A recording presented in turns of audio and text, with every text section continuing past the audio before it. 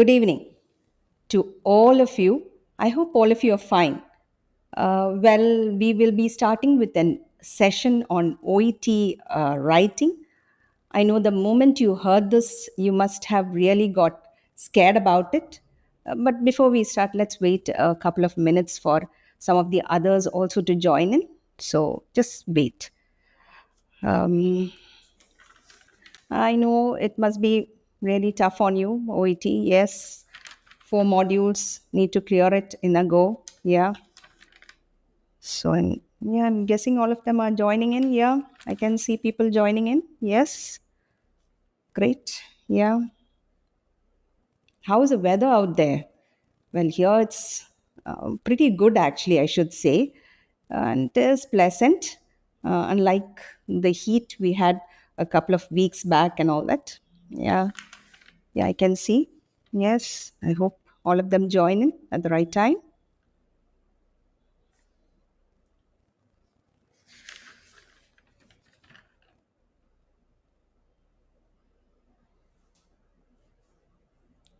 Yeah, so I think it's time that we start the session. Before I start on OET writing, I would like to tell you a few things about our academy. It's known as the Envertiz Academy, and we have had almost 100% success in language proficiency test, and yeah, it's going on quite good. So this is Mr. Febin Syriac. He is the CEO and the founder of this academy and the consultancy as such. He's a nurse from Kasargod, Kerala, and he began his professional career in Mumbai. Then he went on to UK, where he was practicing as a nurse, and he did his higher education in nursing. Was working at Cambridge, and lots of nurses are facing this difficulty of doing these subjects and going abroad. So he thought he might as well help all of them, and that's when he started with Envertiz Consultancy in 2014. And um, our we have our office at Aberdeen, Scotland, and we have a couple of offices in India and the UAE. Well, and coming to the office in India, it was opened in 2017. We have our branches in Bangalore, Chennai, Ludhiana, and of course, Kerala. So, our Kerala office, the corporate office, is at Tripunithura in Cochin. And we have excellent connectivity to this place. So, if you do want to join us, I'm sure you'll find it very easy because we have our metro connectivity and buses plying. So, it's an excellent spot, I should say. Uh, we have a lot of services that we do provide.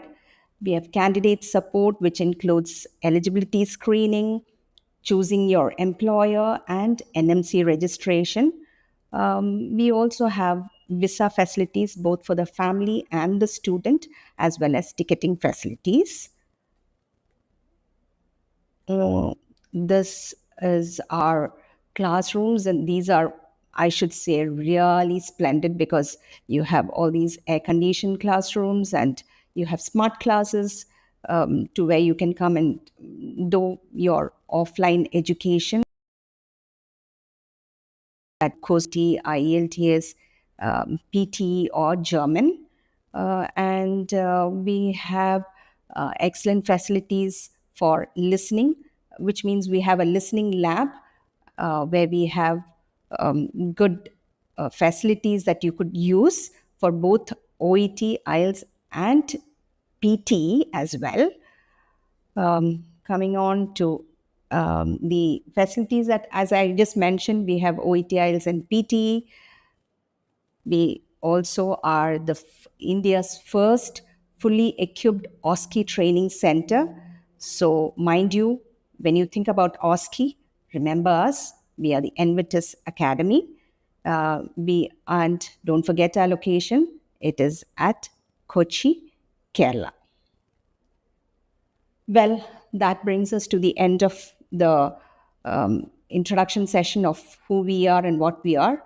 May I introduce myself? My name is Dr. Mary Benoy, and I'm a language trainer at Envertiz Academy. So, shall we start with the OET writing? I know the moment you heard OET writing, um, I don't know, you freaked out. I'm really sure about it. I know it's quite difficult, but it's not impossible. And I would like to tell you a few tips on OET writing. But before I go on to the tips, I would like to tell you about the criteria of OET writing. So, as you can see, we have 6 criteria for writing, which starts with purpose, on to content, followed by conciseness and clarity. The next is genre and style. Next is organization and layout. And the last is language. So, as you know, it's 6 of these criteria. The first one is purpose, which is 3 marks. The rest all are 7 marks. So, I think I'll just repeat it once more so that you get a clear idea about what are those. So, we start with purpose, next content, conciseness and clarity, um, genre and style, organization and layout, and last, language. Okay, so today I will be speaking to you about the first 2 criteria, which is purpose and content. The moment we hear the word purpose, we would be only telling, okay, what is the purpose of the letter? That's what we ask. So when you say purpose and you say 3 marks, so you think it's not important, well, it's really important. The person who receives the letter, that is the recipient, must know why we are writing the letter, on for whom we are writing it, and what is the condition of the patient whom we are sending. So that covers part of the purpose, and the rest of the purpose is telling what all these are actually. So I would like to sum it up in the 3 P's. So the 3 P's are the purpose of the letter, that a patient's name, and the present condition. That's what the purpose is all about. Purpose includes what you're writing about, what is the patient's name, and what is the patient's condition presently. So, actually, the purpose has 2 conditions. The first condition is that the purpose should be immediately apparent, and the second condition is it should be sufficiently expanded. Now, what I mean by immediately apparent is that we need to include the 3 P's in this immediately apparent, which means the introduction should tell the reader or the recipient what is the reason that you're sending this patient for, what is the patient's name, and what is the present condition of the patient. So, once you cover all these 3, you have your purpose half right. Then you must see that whatever has been written in your first paragraph is explained in the rest of the paragraphs. For example, say you're telling about a patient who has undergone colostomy, you must tell how he came in, what were his signs and symptoms. Then you need to tell how it was diagnosed, what were the investigations he underwent, and what is the treatment you have given him. Then, followed by what is the history of the patient, and lastly, what do you recommend the recipient to do about it. So, once you have written all this, I'm sure you will get the complete 3 marks. So, you see, it's not very difficult. It's a little bit tricky, I could say, but as you write more letters, you will definitely get a hold of how to do it. So, this is why I said, do come and join us at Envertiz. We are there both online and offline, and we have a lot of experienced tutors who are there to help you out with all these modules. So do come and join us. Well, so that was about the purpose of the letter. Now, the next criterion that we do have is content. The moment I say content, we would have a lot of doubts on what is the content, what should the content contain. So, as usual, people come up with a lot of doubts. What should a letter contain? Should it contain all the information given in your case notes, or should we choose information? Well, I would say you need to choose based on your recipient and what you're writing for. So, your letter should contain only matter that you think should be told to a recipient. So, we'll just go through a few conditions. The first is the content has to be appropriate for your intended reader. What do you mean by intended reader? Well, the recipient to whom you're writing. This means that the information included in the letter should be for the specific recipient. Hence, according to the recipient, your matter should be worded. Say you have a pregnant patient and she comes to you not with a gynecological issue. Say she says about a toothache. Well, whom would you recommend her to go to? Yes, dentist, right. You'll be sending her to a dentist. And when you're going to send her to a dentist, you would want to send a letter with her that would tell about what her present condition is. So, as she comes to you, she says that she's got a toothache, and she also says that her fetal movements have reduced considerably over the last 12 hours. So, and her toothache has been there for almost 24 hours. So, she's in pain.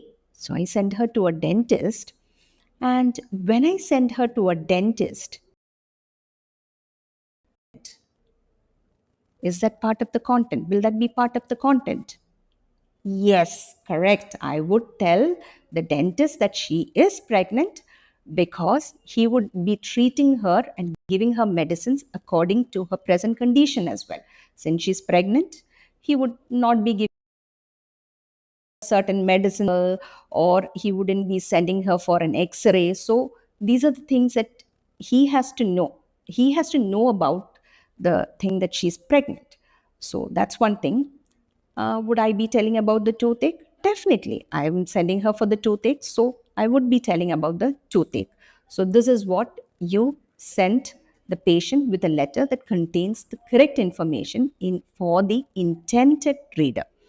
The next condition for the content is your address you should address what is needed to continue care, which means you will have to write all information regarding the treatment you provided that would help the recipient continue with his or her treatment. Say you have done a couple of investigations, or maybe you had given her a medicine, say a painkiller, or maybe you had started her on an antibiotic course. You will have to tell the dentist that this is what you had given her and this is what was done, so that the dentist has a clear idea about what was done so that he or she can continue with the treatment or maybe start with a new, say, a new form of treatment or some new antibiotics or new medicines. So, this, if this has to be done, you definitely have to give an idea of what you have done. So that is about the second condition. And lastly, the content of your letter should accurately represent the case notes. What do you mean by accurately represent? It means that whatever is given in your case notes might be, say, in short form, might not be in complete sentences, So you have to convert it into sentences, give the expanded forms of words that are in short form, and the letter should be apparently clear for what the recipient has to understand. For example, say it is given in the case note as X-ray, pneumonia ruled out. This would be interpreted as the patient's X-ray showed that he or does not have pneumonia. As against, I know many of you are thinking ruled out means confirmed. Well, no. Ruled out does not mean confirmed. It means the condition is just not there. So once you get information similar to this, you need to explain it out in your letter. Similarly, say you have the word BIBA written in your case notes. It just means brought in by ambulance. Well, actually, you need not write that. But I have seen many students get worried. Maybe it's a condition. Maybe you need to include it in your letter.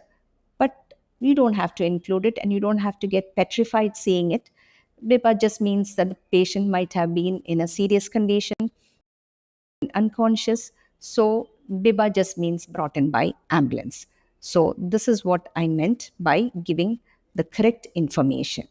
So these are the two uh, criteria that we have: purpose and content.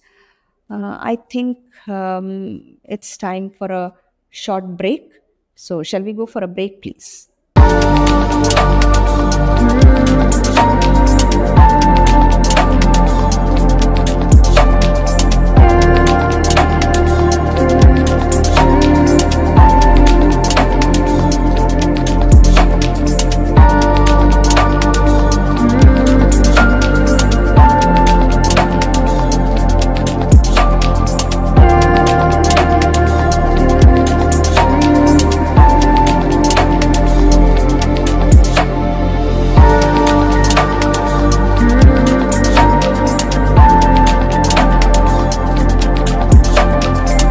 Hi, welcome back. So, I would like to just go through what all I had explained earlier. We started with the criteria of an OET letter. We said we had 6 criteria, which is purpose, content, conciseness and clarity, genre and style, organization and layout, and language. As I had mentioned, purpose is 3 marks, the rest are 7 marks each. And you need to fulfill your conditions to get the entire marks. So, as I said, purpose has 2 conditions: it should be immediately apparent and sufficiently expanded or explained, as I just mentioned what this is. So you have to obviously write what is necessary for that particular reader or the recipient. The purpose of the letter should have the 3 P's, which was the purpose, the patient's name, and the present condition of the patient. So when I said that, I had told about a patient who had just undergone colostomy. So I would like to just tell you how you could write a sentence for that. You could write it as, I'm writing to refer Mr. Sam Peter, who is recovering after a colostomy. He requires further management. So we have fulfilled all the 3 P's. The purpose is further management. The patient's name is, we said, Mr. Sam Peter, and the present condition is he is recovering after a colostomy. Well, I know you must be thinking whether it is after or from.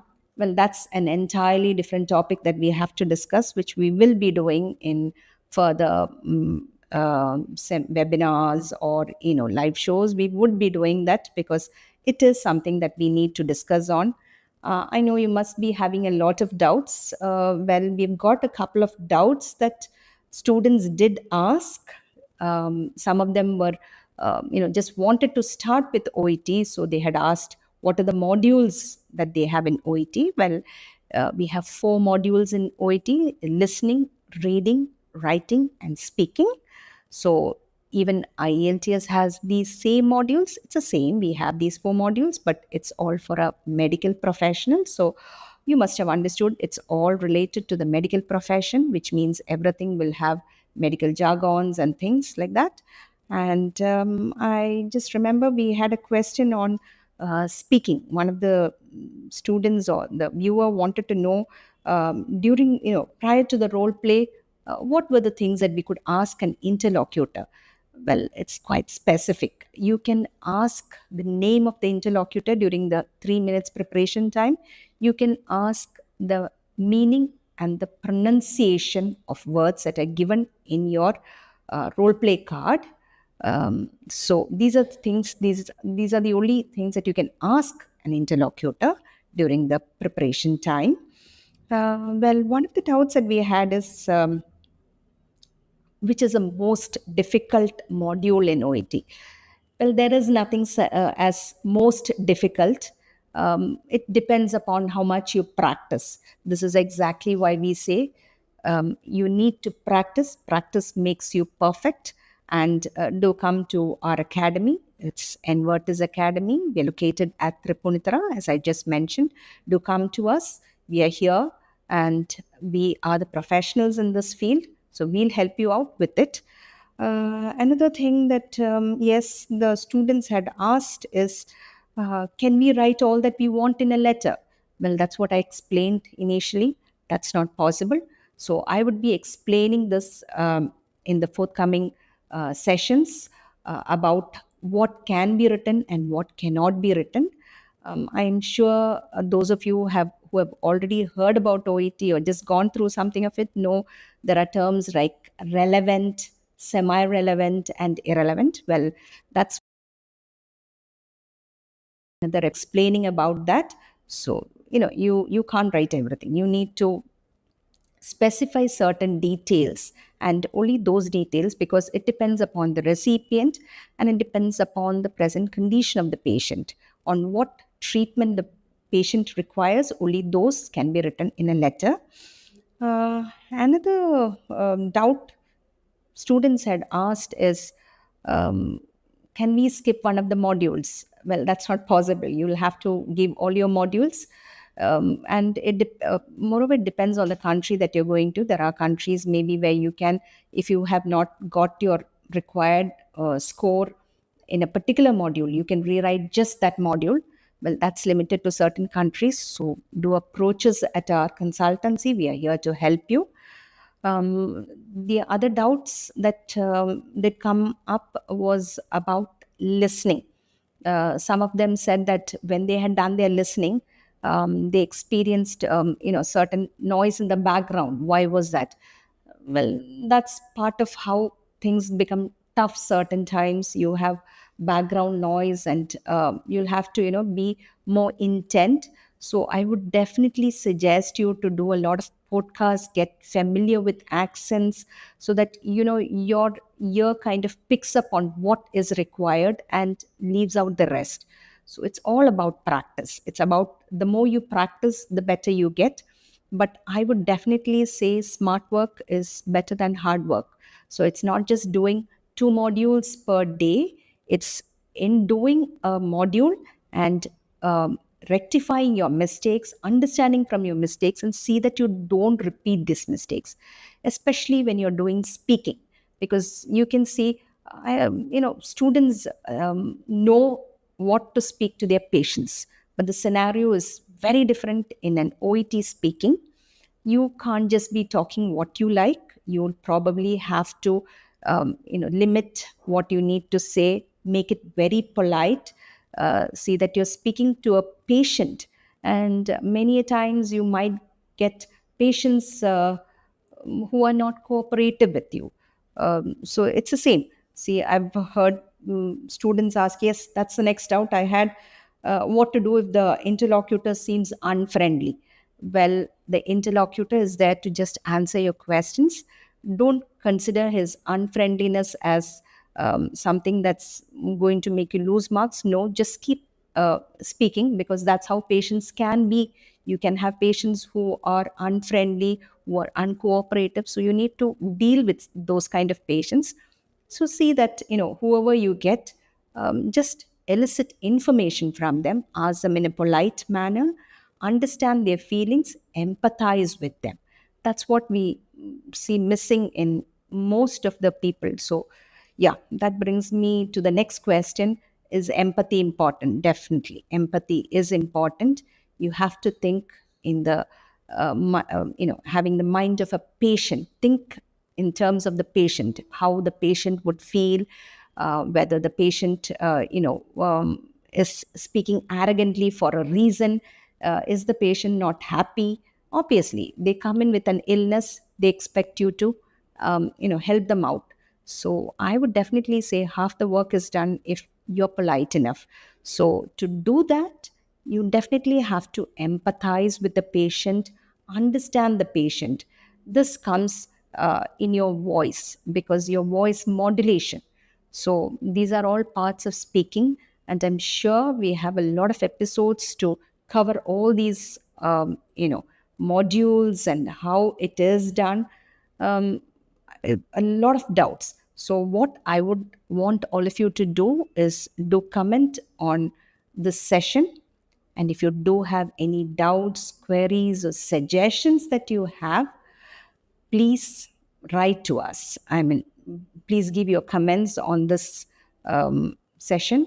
You can comment on it. You can send us your suggestions, your queries, your what you want to ask us anything. Please do. Please feel free to do that, because we are here to help you.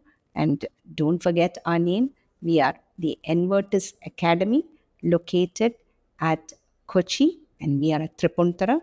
So I hope to join you for another session, and to come up with more doubt clearing sessions on grammar and on the rest of the modules.